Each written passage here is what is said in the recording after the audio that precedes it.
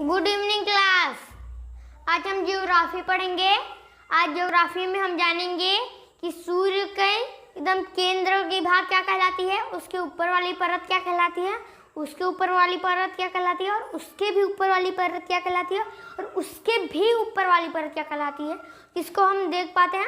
और आज हम सोलर स्पोर्ट्स साइकिल बताएंगे और सोलर इवेंट बताएंगे। तो आइए क्लास में चलते हैं।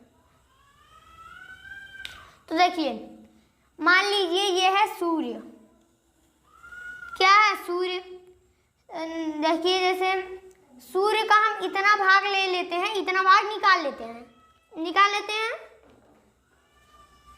पूरा सूर्य है, इसका इतना भाग निकाल लेते हैं। ठीक है, हो गया काम। तभी निकालते हैं। ये हमने निकाल लिया, ऐसे नहीं।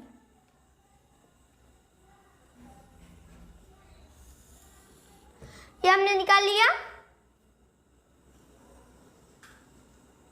हो गया ना। देखिए, तो इसके एकदम केंद्र वाली भाग जो कहलाता है वो कहलाता है कोर। क्या कहलाता है? कोर। और आपको मैं बता दूं, ये core total 15 million degree Celsius गर्म होती हैं। सोचिए, 15 million degree Celsius, 15 million degree Celsius गर्म होती हैं। तो आगे देखिए, इसके ऊपर वाली परत देख लीजिए आप। इसके ऊपर वाली परत में, जैसे यहाँ पे मान लो बन गया एक्सरे, गामा रेज, फोटोन। तो देखिए, वो ना पहले इसमें देखा जाता है, सबसे पहले इसमें देखा जाता है। तो इस भाग को कहते हैं रेडिएटिव।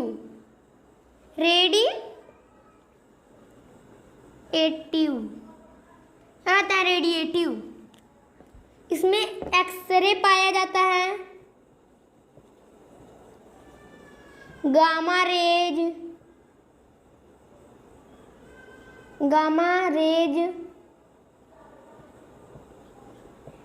पाया जाता है। उसमें फोटॉन पाया जाता है। क्या पाया जाता है? फोटॉन। इसमें फोटॉन पाया जाता है। फोटॉन ही आगे चल के प्रकाश बनता है। और आपको मैं बता दूं, प्रकाश ऐसी सीधी रेखा में नहीं आता, बल्कि प्रकाश ऐसे डॉटेड लाइन में आता है।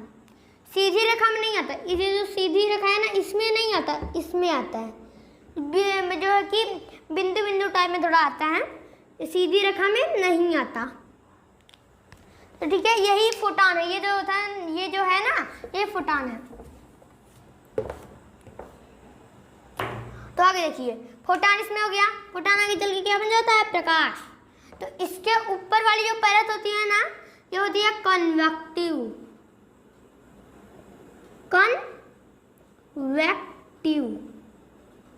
क्या होती है? कन्वेक्टिव।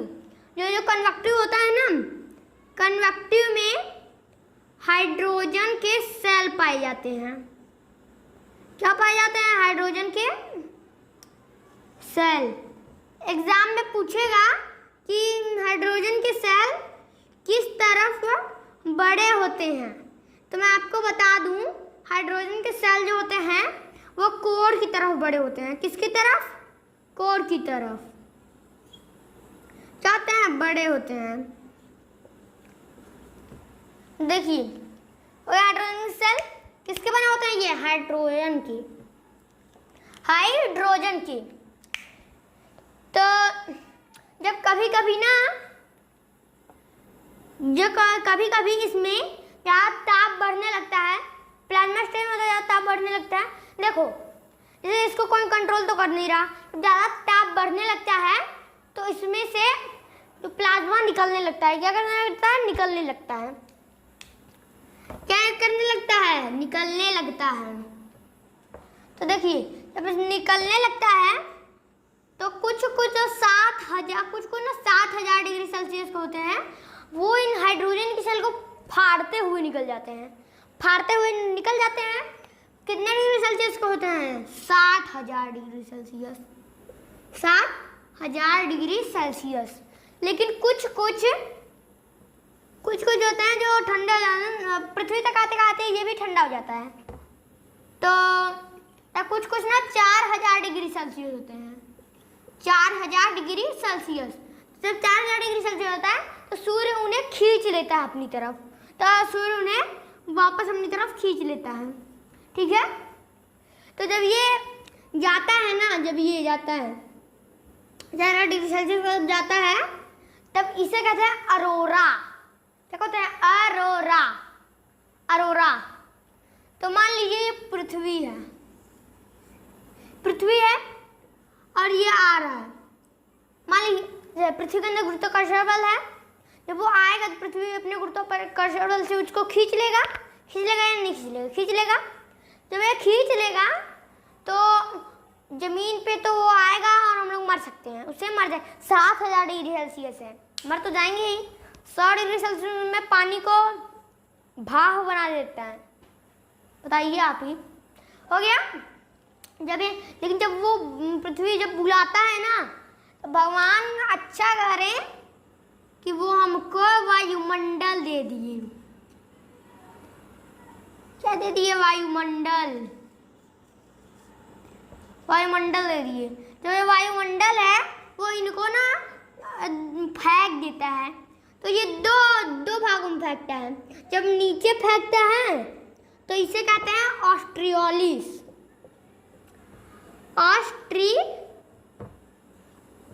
ऑस्ट्रियोलिस। क्या कहते हैं? ऑस्ट्रियोलिस, ऑस्ट्रियोलिस। और जब ये ऊपर फेंकता है तो उसे कहते हैं बोरियोलिस, बोरियोलिस, ठीक है। क्या कहते हैं? बोरियोलिस। तो देखो, जब याद करने का अच्छा तरीका है ना, नीचे ऑस्ट्रेलिया, ऑस्ट्रियोलिस है ना, तो आगे देखिए, बोरियोलिस इधर हो गया जब ऊपर फेंकता है, जब नीचे फेंकता है ऑस्ट्रियोलिस हो गया।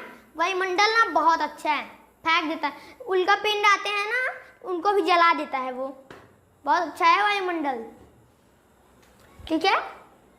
तो ये तो इनका हो गया, इनका हो गया। लेकिन जब ये वापस लौटा था, इसका क्या हुआ? इसका क्या हुआ? ठीक है, क्या हुआ? तो देखिए, इसको बता दिया, तो आगे देखो।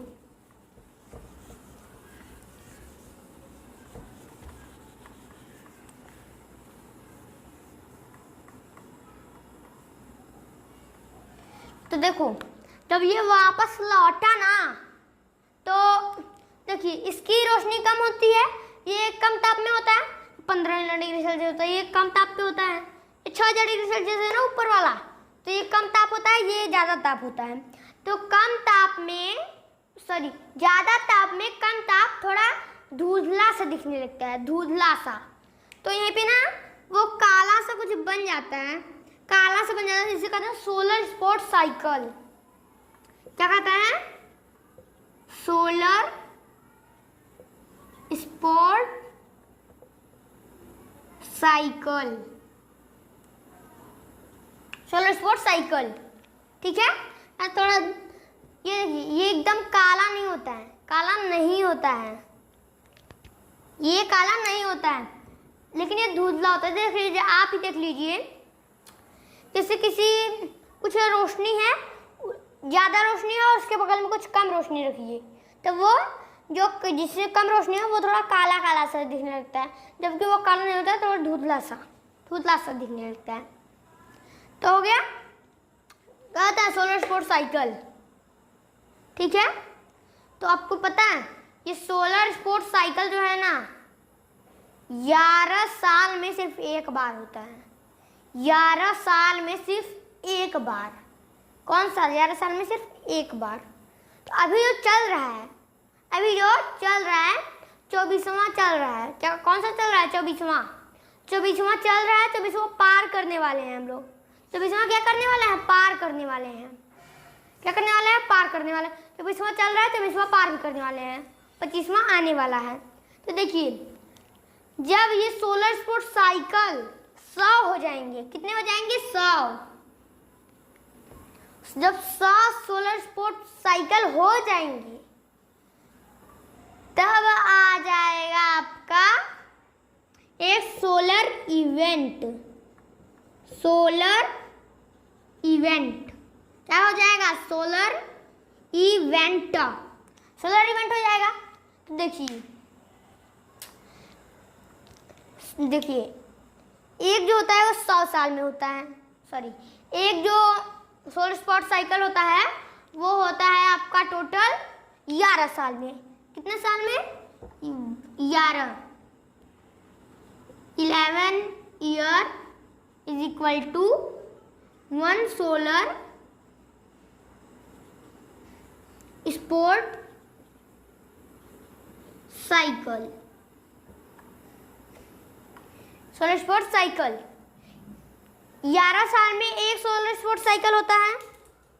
11 साल में कितना होता है? एक सोलर स्पोर्ट साइकिल। तो देखिए जब 100 हो जाएंगे तो क्या हो जाएगा? 100 गुणे 11, 100 गुणे 11, टोटल 1100 साल बाद। 1100 साल बाद मुझे तो लगता है ना 2860 में 2860 में एक सोलर इवेंट होगा। 2860 में एक सोलर इवेंट होगा। ठीक है, ये भी हो गया। तो आपको मैं एक चीज और बता दूं, जो ये गामा, देखिए जो एक्सरे और गामा रेज होती है ना, एक्सरे होती है वो मांस फाड़ देती है, जो गामा रेज होता है वो हड्डी तोड़ देता है, हड्डी फेंका जाता है।